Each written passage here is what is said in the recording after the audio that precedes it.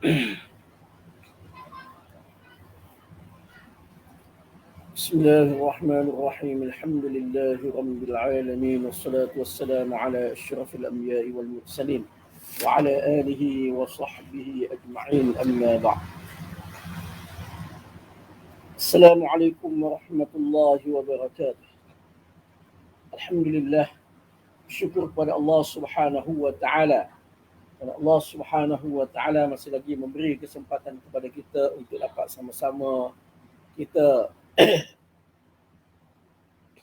berada di dalam majlis pembacaan hadis Nabi sallallahu alaihi wasallam, hadis berkenaan dengan adab daripada kitab Mishkatul Masabih.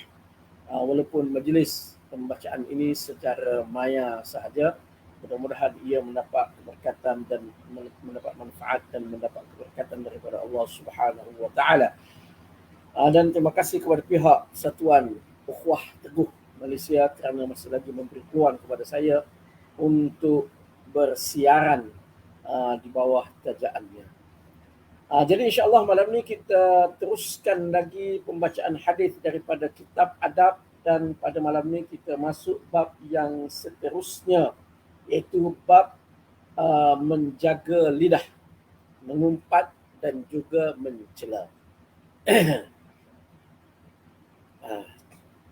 Kita baca hadis-hadisnya. Hadis yang pertama, عن سهل بن سعد عن رسول الله صلى الله عليه وسلم قال: من يضمن لي ما بين لحييه وما بين رجليه أضمن له الجنة. رواه البخاري.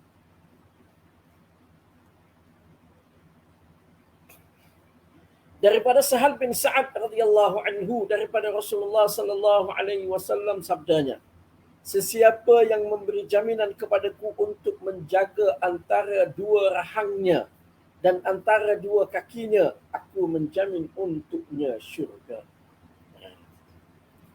Jadi malam ni kita masuk bab berkenaan dengan menjaga lidah. Dan termasuk di dalam penjagaan lidah iaitu menjaga daripada mengumpat dan juga menjaga daripada mencela. Mana elakkan diri daripada mengumpat dan elakkan diri daripada mencela. Jadi penjagaan lidah ni luas, memberi makna yang luas. Tetapi yang dimaksudkan di sini mana jaga lidah. Jaga lidah ni maknanya jaga lidah dengan mengungkapkan ungkapan-ungkapan yang baik sahaja, berkata dengan kata-kata yang baik sahaja, dan mengelakkan diri daripada mengungkapkan ungkapan yang buruk. Dan Nabi sallallahu alaihi wasallam mengingatkan kepada kita bahawasanya ia termasuk di dalam salah satu daripada tanda keimanan kepada Allah dan juga kepada hari akhirat. Maknanya penjagaan lidah, bercakap yang baik ataupun diam, itu termasuk di dalam salah satu daripada tanda keimanan kepada Allah dan hari kemudian. Yang tu insya-Allah mungkin ada hadis tersebut di dalam bab ini. Kalau tak ada, insya-Allah kita akan sebutkan berkenaan dengan hadis tersebut. Dan banyak hadis-hadis Nabi sallallahu alaihi wasallam dan ayat-ayat Al-Quran yang memberikan penekanan kepada penjagaan lidah. Begitu juga mana di kalangan ulama-ulama kita banyak yang memberikan peringatan tersebut dan yang memberikan sebab kenapakah lidah lebih diberi dititik beratkan berbanding dengan anggota-anggota yang lain. Banyak sebab dia, banyak faktor dia. Antara ungkapan yang saya sering bacakan iaitu sebuah syair yang diungkapkan oleh ulama kita, jirahatus sinani lahal qiyamu wala yaltamu ma jarhal lisanu. Luka-luka disebabkan oleh lembing, ianya boleh bertaut tetapi tidak bertaut luka yang disebabkan oleh lidah. Itu pesan lidah sangat-sangat berbahaya berbanding dengan anggota yang lain. Sebab itu Allah Subhanahu wa taala menyebutkan di dalam Al-Quran tentang sesuatu yang dicatatkan oleh malaikat pencatat amalan. Sesuatu yang dicatatkan oleh malaikat, Allah Subhanahu wa taala sebut dengan yang dilafazkan. Ma yalfidhu min qawlin illa ladaihi raqibun atid. Tidaklah seseorang melafazkan sesuatu ucapan kecuali di sisinya ada malaikat yang sentiasa berada dengannya, sentiasa mencatat apa yang dilakukan olehnya. Jadi di dalam ayat tersebut digunakan yalfuz. Itu maknanya yang dilafazkan. Bukan bermakna tidak dicatat. Maknanya perbuatan yang berlaku daripada tangan, kaki dan yang lain. Tetapi di situ memberikan peringatan tentang lidah, peranan lidah yang sangat besar berbanding dengan anggota-anggota yang lain. Secara ringkas mungkin boleh saya sebutkan di sini, iaitu kenapa penjagaan lidah lebih dititik beratkan berbanding dengan anggota yang lain kerana dari beberapa sudut. Antara dia kerana lidah ini lebih luas peranannya berbanding dengan anggota yang lain. Lebih luas kenapa? Kerana lidah boleh kita gunakan untuk orang yang ada di depan kita dan juga orang yang tidak ada di hadapan. Boleh. Kita nak kata kepada orang yang di depan kita, nak kata boleh. Di belakang kita pun boleh juga. Berbanding dengan tangan, kaki. Di belakang kita tak boleh buat apa dah. Tapi kalau di depan mungkin kita boleh buat. Sama ada perkara tu perkara yang baik, puji, ataupun yang buruk, cela, mengumpat dan sebagainya. Mana peranan lidah lebih luas. Begitu juga peranan lidah. Berbanding dengan anggota yang lain, lidah boleh dikatakan kepada orang yang sudah mati. Lidah.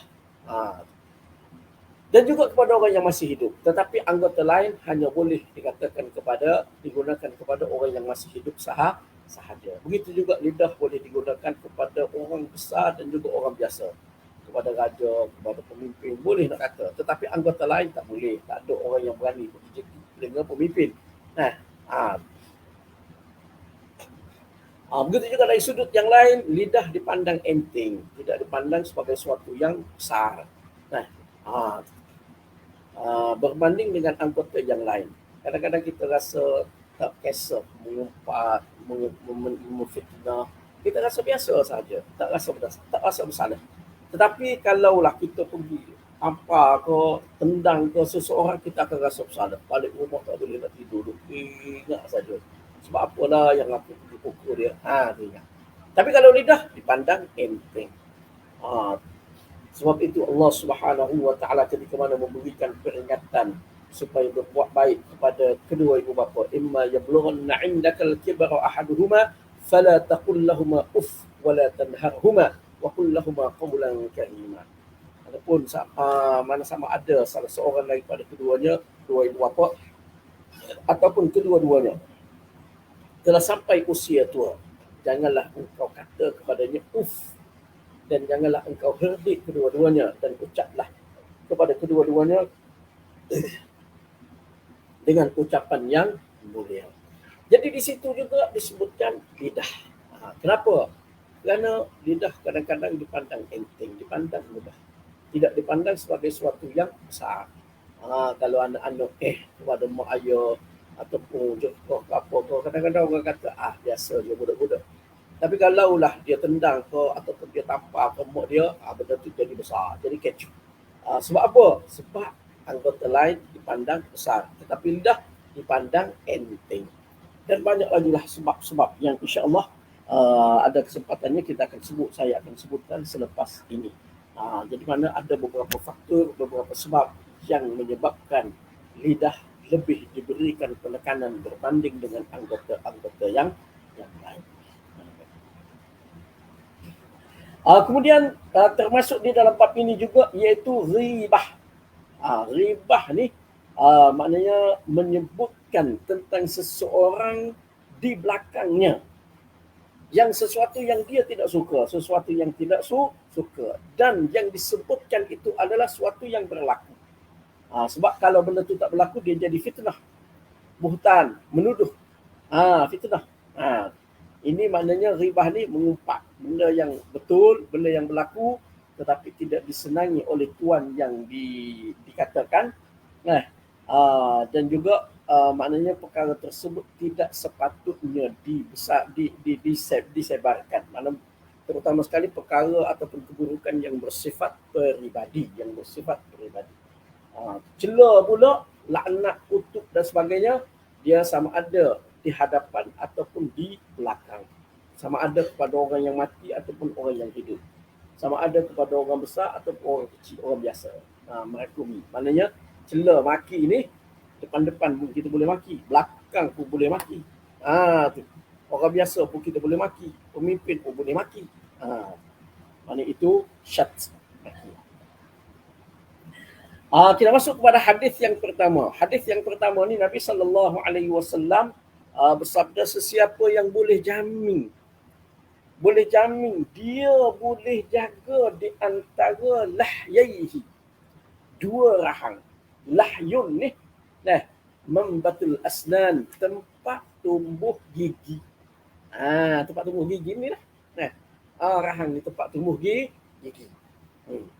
Jadi siapa yang boleh jaga dua rahang dia ni, antara dua rahang. Apa yang berada di antara dua rahang? Yang berada di antara dua rahang adalah mulut. Maknanya sesiapa yang boleh jaga mulut dia. Dan juga di antara dua kakinya. Yang dimaksudkan di antara dua kaki itu, iaitu di antara dua paha, iaitu kemaluan. Maknanya dia boleh jaga kemaluan dia daripada perbuatan-perbuatan maksiat, perbuatan-perbuatan yang keji, dan dia boleh jaga lidah dia, mulut dia ni daripada mengungkapkan perkara-perkara yang berdosa, yang keji. Maka Nabi SAW beri jaminan akan menjamin untuknya syurga. Mana Nabi SAW akan jamin untuk dia syurga, sama ada dia akan masuk syurga awal ataupun dia akan berada di dalam syurga yang tinggi, di tempat yang kedudukan yang mulia. Sebab apa? Sebab kalaulah dia tu seorang yang beriman, tidak syirik kepada Allah Subhanahu wa taala, tidak kufur kepada Allah Taala. Walaupun dia buat dosa, dia tak jaga lidah dia, dia mengumpat, dia kata ataupun dia buat segala kejahatan yang lain, bila dihapuskan dosa dia dengan berada di dalam neraka, dia boleh masuk syurga juga. Jadi kalaulah semata-mata masuk syurga, itu yang jaminan yang diberikan oleh Nabi SAW kepada orang yang jaga lidah, jaga kemaluan dia ni. Lalu Nabi jamin semata-mata syurga. Maknanya dia boleh masuk syurga. Itu tak ada mana. Sama dengan orang lain juga. Jadi kerana itu syurah hadis mengatakan yang dimaksudkan oleh Nabi SAW di sini, jamin syurga di sini, iaitu memasuki syurga awal ataupun memasuki syurga di tingkatan yang tinggi.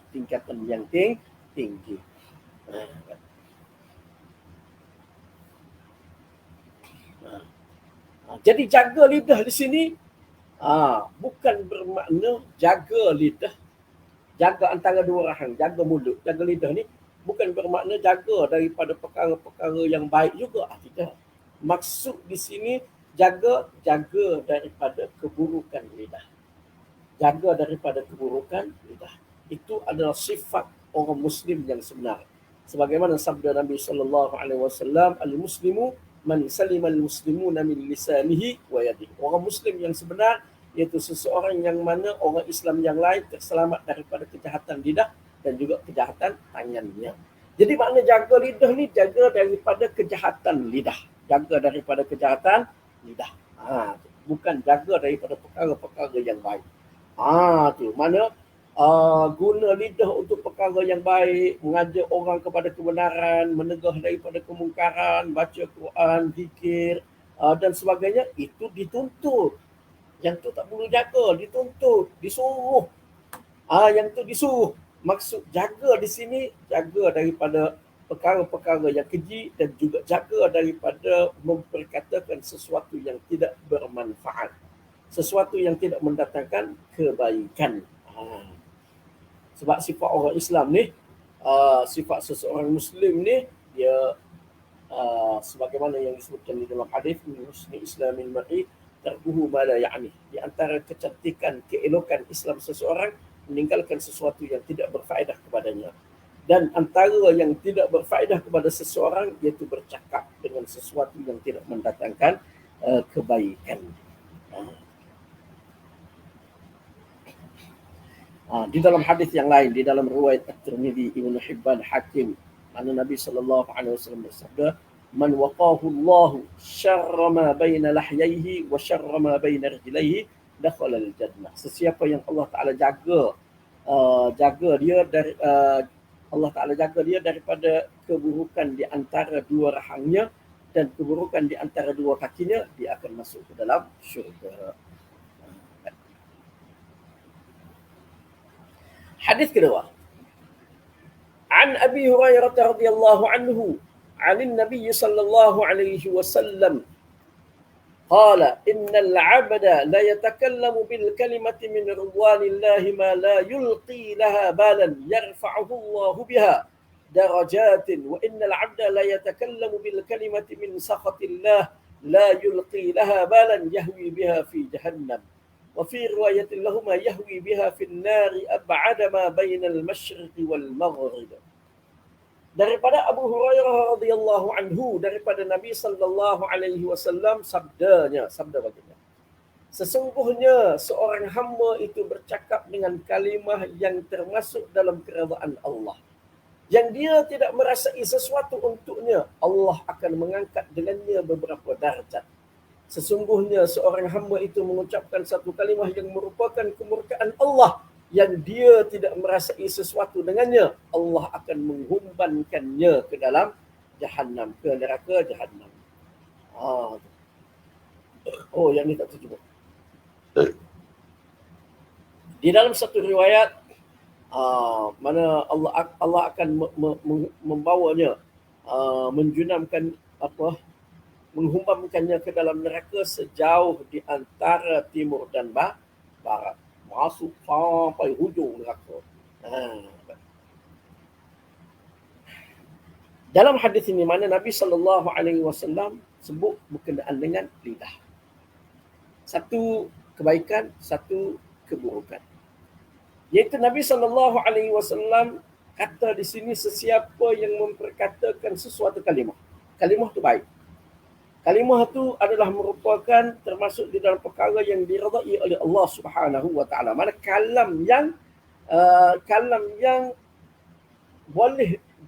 terdapat di dalamnya keredaan Allah Subhanahu wa taala. Tapi dia tak rasa apa-apa. Tu la yara bihi ba'san. La yara laha ba'san. Dia tidak rasa sesuatu untuk kata-kata dia.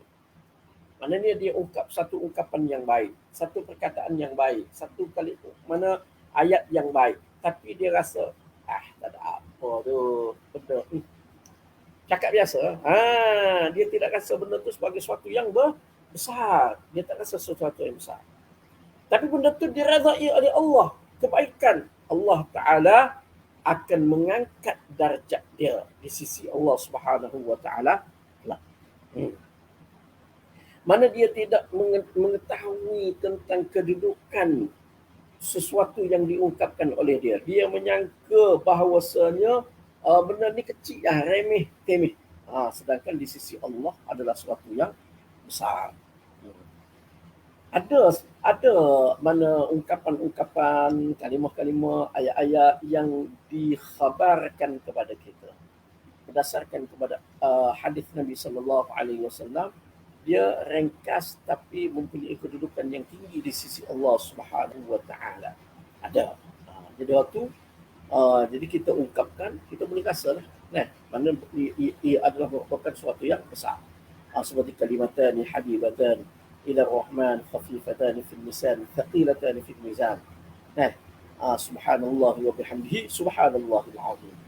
Dua kalimah yang dikasihi, dicintai oleh Ar-Rahman, oleh Allah Taala, ringan pada lidah, berat pada timbangan. Subhanallah wa bihamdihi subhanallahil azim. Jadi yang tu jelas. Mana ada hadis daripada Nabi sallallahu alaihi wasallam yang menjelaskan kedudukan dia tinggi di sisi Allah walaupun dia ungkapan yang ringkas. Begitu juga ada yang lain, subhanallah tamla'ul mizan, subhanallah walhamdulillah tamla'ani aw tamla'u ma bainas sama'i wal ardi. Mana subhanallah memenuhi timbangan, subhanallah dan alhamdulillah memenuhi di antara langit-langit dan juga bumi. Itu ada hadis. Itu maknanya bila ada hadis yang menyebutkan tentang kedudukan tinggi kalimah tersebut, maka kita yang mengungkapkannya, kita boleh rasa ketinggian kedudukan kalimah tersebut. Sebab apa? Jelas di dalam hadis Nabi sallallahu alaihi wasallam. Jadi mana memang kita nampak benda tu ringkas, kecil, subhanallah, kecil saja. Tapi di sisi Allah besar. Jadi ni hak kita tahu. Ada setengah-setengah ungkapan tu kita rasa benda tu kecil saja. Kita rasa benda tu kecil sahaja. Ialah mungkin dengan satu ungkapan yang ringkas, yang kecil, kita boleh hajar orang kepada kebaikan. Kita menyebabkan orang tu jadi berubah daripada perangai yang keji, perangai yang buruk menjadi perangai yang baik dan sebagainya. Daripada kekufuran kepada keimanan. Mungkin kalimah tu kecil dah. Kita rasa tak ada nilai pun. Tapi bila mana di sisi Allah Ta'ala itu besar, maka Allah Ta'ala akan angkatkan darjat kita di hari akhirat kelak. Begitu juga sebaliknya. Tu sesuatu ungkapan yang memperolehi kemurkaan daripada Allah Ta'ala. Ungkapan yang kecil, ungkapan yang buruk. Tapi kita rasa tak ada apa-apa. Mana orang yang mengungkapkannya rasa, ada benda pun. Apa benda? Kata lagu tu je. Jadi rasa tak ada apa-apa. Tapi di sisi Allah besar. Maka disebabkan oleh ungkapan dia tu, kata-kata dia tu, dia dihumbankan ke dalam neraka. Jadi seperti kita baca ayat yang kita baca tadi lah, kata kepada ayat nampak macam remeh-temeh, kecil saja. Kecil saja, tapi dia terdapat larangan yang jelas. Allah Ta'ala gunakan kalimah tersebut khusus, secara khusus. Dan dalam Al-Quran jangan kata maknanya benda tu besar. Jangan anggap remeh-temeh. Jadi dengan ibu bapa terutama sekali, jangan kita rasa sebut benda mudah dah. Nampak remeh-temeh, jangan. Kena berhati. Jadi dalam hadis ini nak beri galakan kepada kita supaya fikir dulu. Nak bercakap, fikir dulu. Fikir dulu nak bercakap. Jangan main ikut sedap mulut. Setengah orang dia suka-suka dah. Sedap mulut je. Tamu-tamu sekarang ni, kita kata deh.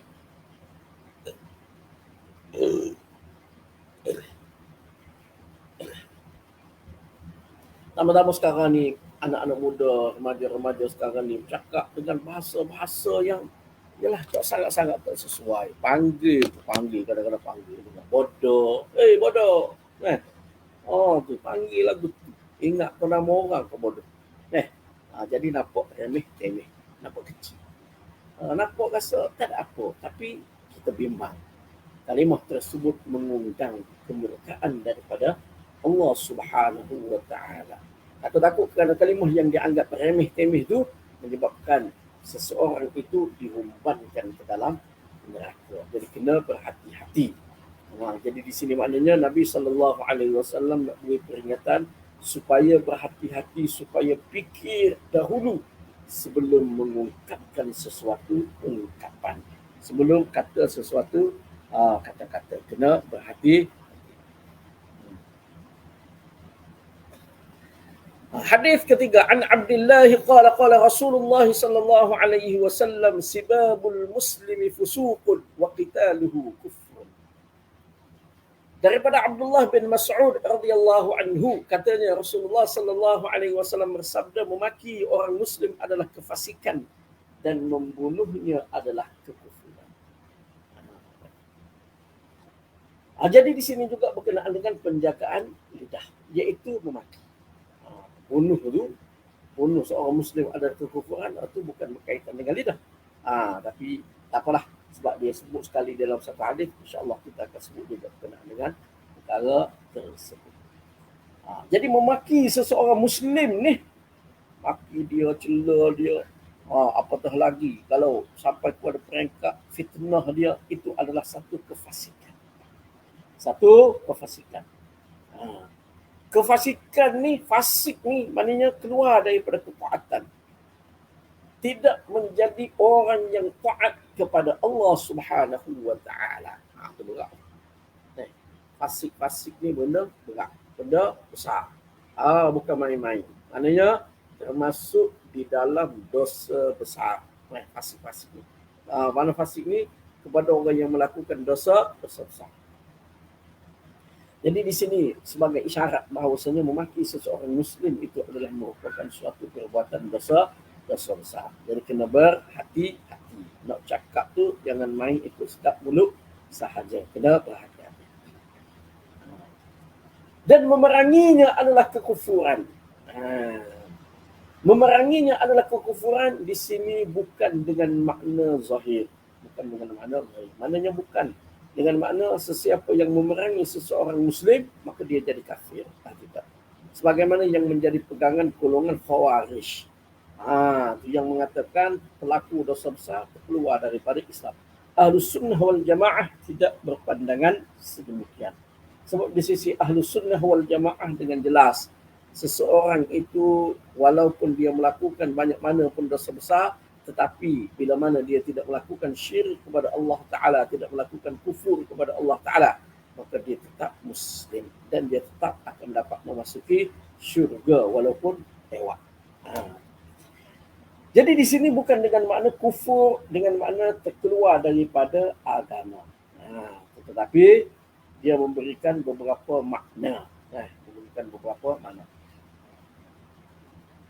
Antara dia, dia sebagai ancaman keras. Ancaman keras. Dia ni hadis-hadis umpama ni banyak. Seperti kita kata hadis berkenaan dengan meninggalkan sembahyang. Man taraka as-salata muta'ammidan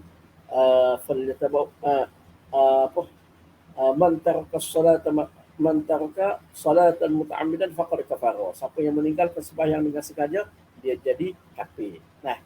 Dan banyak lagi hadis-hadis yang lain dan juga ayat Quran pun ada menggunakan ungkapan yang sama. Jadi kufur di situ bukan dengan makna kufur terkeluar daripada agama, bukan. Tetapi dia memberikan beberapa makna, iaitu antara dia kalau dia menganggap halal perbuatan tersebut, yang itu memang jadi kafir. Mana dia memerangi orang Islam dan dia menganggap halal perbuatan dia itu tanpa sebarang takwilan, maka yang itu sememangnya dia terkeluar daripada Islam, daripada Islam. Ataupun di sini memberi makna taghlidh, ancaman keras. Maknanya ancaman keras daripada Nabi SAW supaya umatnya menjauhi perbuatan tersebut. Maknanya menjauhi perbuatan memerangi seseorang Muslim ataupun membunuh seseorang Muslim. Itu ancaman yang keras. Jangan, kena betul-betul jauhi perkara tersebut. Kemudian juga di kalangan ulama yang mengatakan maksud di sini iaitu meniru perangai orang kafir. Maknanya memerangi orang Muslim ni adalah merupakan sifat seorang kafir. Sebab orang kafir ni memang dia selagi mana dia tak boleh perangi orang Islam, dia akan memerangi orang Islam. Jadi itu beberapa makna. Hadis keempat, an Abdullah bin Dinar annahu sami'a Ibn Umar yaqulu qala Rasulullah sallallahu alaihi wasallam ayyuma imri'in qala li akhihi ya kafir faqad ba'a biha ahaduhuma in kana kama qala wa illa raja'at alayhi. Daripada Abdullah bin Dinar bahawa dia mendengar Ibnu Umar radhiyallahu anhuma berkata, Rasulullah sallallahu alaihi wasallam bersabda, sesiapa yang berkata kepada saudaranya wahai kafir, maka sesungguhnya kekufuran itu akan mengenai salah seorang daripadanya. Jika ia memang sebagaimana yang dikatakan, jika tidak, mana orang yang dituduh sedemikian, maka kata-kata itu kembali kepadanya, kepada orang yang berkata. Hadis riwayat Bukhari dan Muslim. Jadi sini pula mana peringatan daripada Nabi SAW supaya jangan sesekali menuduh seseorang sebagai kafir tanpa sebarang bukti yang jelas, sebarang bukti yang boleh menyebabkan dia tu keluar daripada Islam. Tu sedak-sedak jadi kata orang kafir. Ataupun dia kata kepada orang sesat. Tu dia tu dengan label sekian-sekian. Dia tu Wahabi ni sesat. Tiba-tiba orang tu tidak sedemikian. Maka kata-kata dia tu akan balik kepada dia. Maknanya ungkapan kata-kata, maknanya kata-kata dia tu akan kena salah seorang daripada kedua-duanya. Kalaulah dia kata kamu sesat, kamu kafir, dan sememangnya kawan tu sesat ataupun kawan tu kafir, yang dikatakan, yang dikata itu sememangnya begitu, maka settle lah. Memang kena ke dia lah. Kena ke dia. Ha. Tapi kalaulah dia tidak sedemikian, maknanya dia tidak sesat dan dia tidak kafir, maka kata-kata tersebut, kekufuran, kesesatan tersebut akan kembali kepada orang yang berkata. Akan kembali kepada orang yang berkata. Ha. Jadi sebab tu kena berhati-hati. Kita nak kata kepada seseorang, nak kata orang tu tak betul, orang ni sesat, orang ni kafir dan seumpamanya, mesti kena ada bukti yang jelas.